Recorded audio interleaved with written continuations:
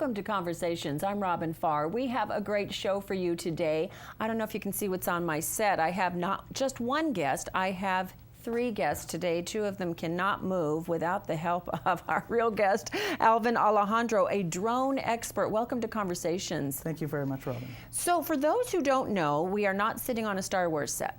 These are drones. Yes. Both of these items are drones, and they are used for what main purpose? Primarily at the moment, drones are being used for cinematography work or personal hobby video work.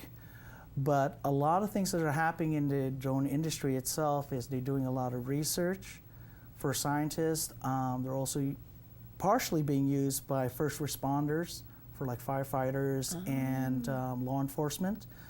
And a big thing that is going to be happening, hopefully in the near future, is delivery by Amazon. Companies like Amazon and DHL. I've seen that where they're going to sort of drop. How would they do that? So they're holding on to the package with almost like talons and bringing the package to a person's front Yes, door? that was the original concept for it. For what actually Amazon has done is it has a storage bay, and the limitations is 5 pounds, and you, as far as the plan is that they are be able to deliver the package within 30 minutes at a cost of $1.99. Oh my goodness. So if you have Prime, for instance, most of them are like $7.99. Yeah. Using a drone, you get it in 30 minutes, which is within a 15-mile radius.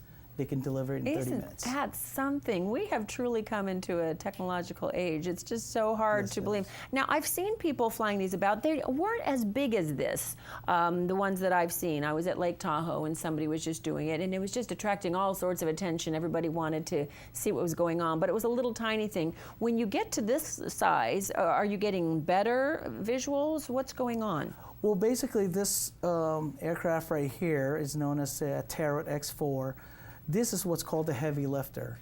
They are designed for cinematography or any type of industrial sensors, such as thermal, LiDAR, some other sensors that is used in mining, for instance, or 3D mapping. So it has to carry something that is heavy. In the cinematography world, they carry a DSLR size camera, sometimes a really big camera, which weighs literally about 20 pounds. And you're the operator on the ground with your remote control. That's correct. And how, I mean, I guess this is partly what you do is teach people how to do this, but how difficult is it to control a drone of this size? Yes, since the boom of the drones within the past 2 years, people have bought these drones without really understanding how to control it. Yeah, it's like a that's hoverboard. Why I'm starting the class. So what I recommend is to always start with something small, something you could pick up for about $30, $50, and just fly it around your yard and in the house, or try to get the handle of it before you go into something more expensive. I see. What are we talking cost-wise for something like this? At this moment, this particular rig is literally about $5,000. Okay. All in electronics and carbon fiber materials. This aircraft right here is about $3,000.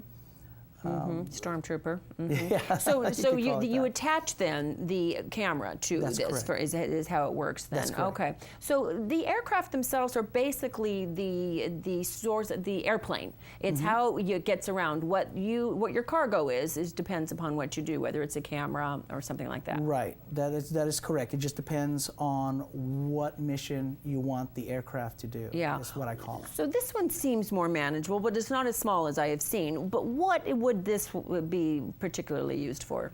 Well, this is considered as a prosumer drone. It carries a 4K camera on board, which has become very popular. People can buy one for about $1,200 to $1,500, and it will have a 4K camera on it. But this particular one is, you could look at it as a Swiss Army knife of drones, because it can be used not only for cinematography work, which has been used in most reality shows, but it also can do 3D mapping with a software, cloud-based software, and it can also do what's called a neutral density vegetation index, which is used in agriculture. By changing the camera itself, replacing it with a specialized filter inside the camera, and you can tell the health of that crop to help the farmers determine what they need to do to have a better yield. Another great benefit of this. We're going to cut away to a break, but when we come back, I do want to address people's concerns about privacy issues when it comes to drones, and so we can talk about some of the latest laws that are trying to get passed having to do with that. But I'd also then like to assuage those people's fears by talking about the other benefits, marine animals, and how we're doing using drones in research, and that could be some real benefit there. We're talking with Alvin Alejandro. He's a drone expert, and you can check him out on his website, www.aerial-view.com, and that's spelled AERIAL-VUE.com. Don't go away. Alvin and I will be right back with plenty more drone talk.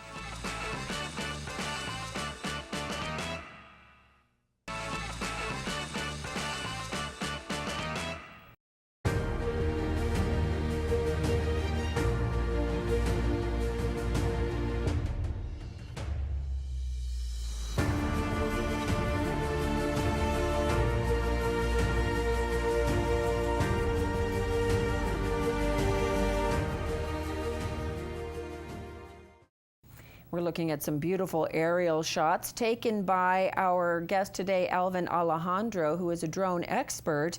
You make it look easy, but this is why you're teaching classes, I guess, is that we will all be able to control a drone as well as you do, right? Absolutely. As technology in drone moves forward, it actually shifts every 6 to 8 months with new hazard avoidance and easier to fly features.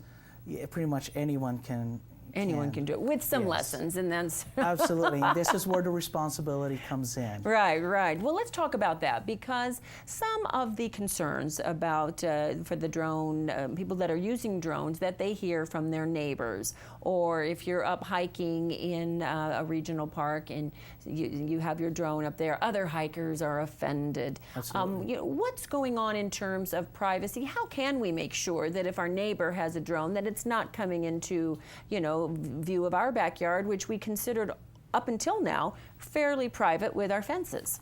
Okay, so during the class when I did in Livermore, one of the few things that I suggest for folks to do is, number one, don't panic. Okay. Because there might be a logical reason why that drone is hovering over the yard. It could be what's known as a flyaway. It basically means you lost the control lost the signal from the controller, and the drone itself would basically just hover to wait for that signal from the operator. So it doesn't come crashing down? It won't crash down. But it could be hovering right over your pool, in which case... And you might construe it, Yes, okay, so you might think your neighbor's up to something. It could be an honest error. It could be. Okay. But the other thing is, what I suggest from the last class is to always document it. The first thing they need to do is document the incident. And if you can take a picture of the drone, that would be great.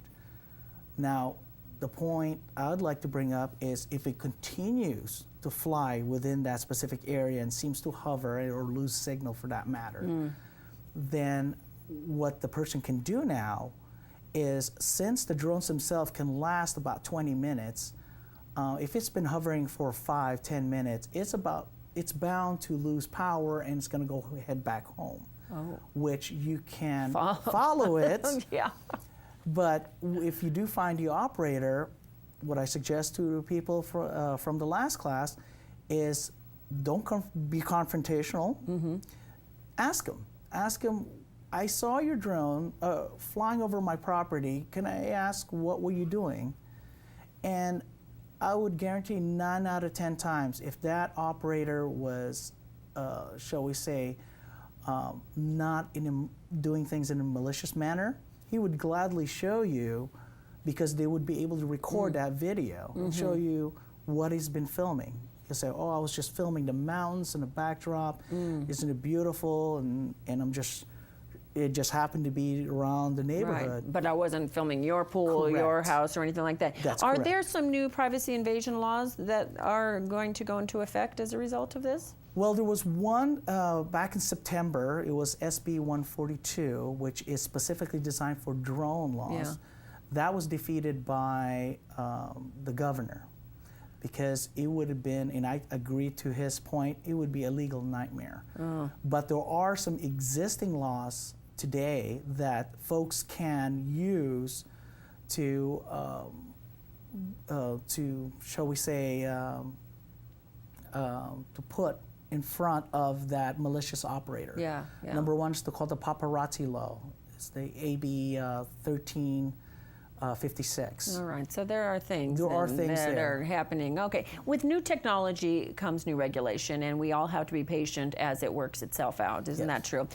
Real quickly then, the benefits. We talked about marine research. There's something called the snot bot, and tell us how that's benefiting whales. So absolutely. The marine researchers, one of the problems that they've encountered is when they would take their craft to check the health of a whale, they would usually scare the whales or make them nervous, or they wouldn't get a very good sample because it's not in their natural, calm environment. So these researchers have developed what's called a snot bot, which puts a swab underneath the drone.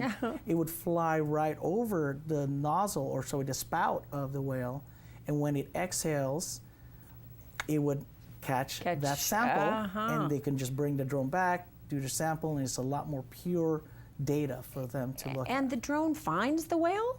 I mean, Yes. That's just amazing. It would find it, yeah. Because it I'm would find a thinking, whale. well, would I know on the ship how to get, to remote control my drone over to find the whale? But so it has some natural intelligence then. Well, in some ways, in most cases, they usually have a camera on board. Yeah, so So they they can seek can it find out. the whales, They can yes. find. That's just amazing.